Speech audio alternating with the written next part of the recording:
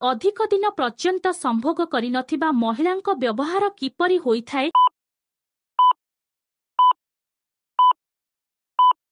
ଏହାର ଉତ୍ତର ଅଧିକ ରାଗି ରାଗି ଓ ମନ ଅଶାନ୍ତି ଥାଏ। ପରବର୍ତ୍ତୀ ପ୍ରଶ୍ନ, ଝିଅମାନଙ୍କର କେଉଁ ଅଙ୍ଗକୁ କାମୁଡ଼ିଲେ ଚିଲେଇ ଉଠନ୍ତି?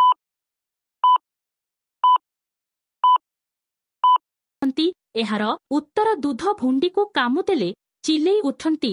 ପରବର୍ତ୍ତୀ ପ୍ରଶ୍ନ କରିବା ପୂର୍ବରୁ ମହିଳାଙ୍କ ଦୁଧକୁ ତେଲ ଦେଇ ମାଲିସ କଲେ କଣ ଲାଭ ମିଳେ? ଏହାର ଉତ୍ତର ମହିଳାଙ୍କ ଦେହ ଜଲଦି ଗରମ ହୋଇଯାଏ। ପରବର୍ତ୍ତୀ ପ୍ରଶ୍ନ, ଯୋନିରେ ଥିବା ଚୁଟି କାହିଁକି ବଙ୍କା ବଙ୍କା ହୋଇଥାଏ?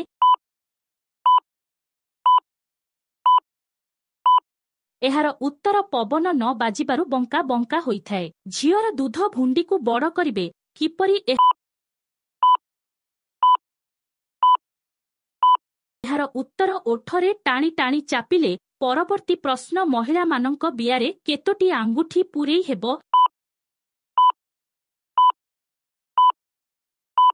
ଏହାର ଉତ୍ତର 4ଟି ଆଙ୍ଗୁଳି ପୂରେଇ ହେବ। ପରବର୍ତ୍ତୀ ପ୍ରଶ୍ନ, ମହିଳାମାନେ କାହିଁକି ଉପରେ ବସିକି ନିଜେ କରିବା ପାଇଁ ଭଲ ପାଆନ୍ତି? ଏହାର ଉତ୍ତର ସେମିତି କରିବା ଦ୍ୱାରା ତାଙ୍କ ପାଣି ଜଲଦି ବାହାରିଥାଏ। ଇଜିର ଇଣ୍ଟରେଷ୍ଟିଂ ପ୍ରଶ୍ନ ଗୋରି ଝିଅମାନଙ୍କର ବିଆ କାହିଁକି କଳା ହୋଇଥାଏ? ଏହାର ଉତ୍ତର ସେମାନେ ନିଜର ପ୍ରାଇଭେଟ ପାର୍ଟକୁ ଧ୍ୟାନ ନ ଦେବା ଦ୍ୱାରା